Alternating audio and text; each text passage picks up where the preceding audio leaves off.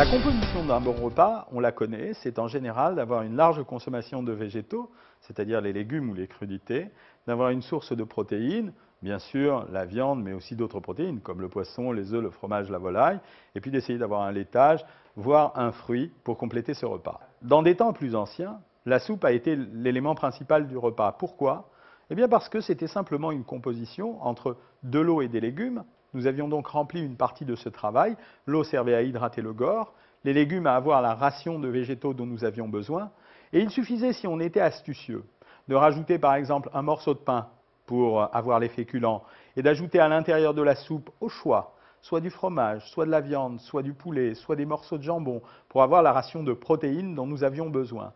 C'est pour cela que la vieille tradition paysanne qui consistait à manger un potage, avec un morceau de pain et un morceau de fromage et finir par un fruit, était finalement une façon de faire un repas complet dont la soupe était l'élément principal.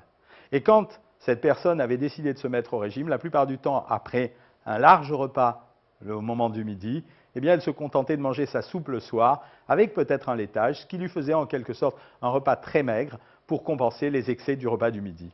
Voilà pourquoi la restitution de cette soupe comme élément central d'un repas n'est pas une mauvaise chose. N'oubliez pas que les végétaux, quand ils sont consommés, se dilatent dans notre estomac pour augmenter le volume qu'ils occupent et permettent de nous rassasier beaucoup plus. Mais cela permet de varier notre alimentation et de nous ramener à des goûts plus simples qui sont peut-être très favorables à une alimentation saine. À très bientôt. Bon appétit.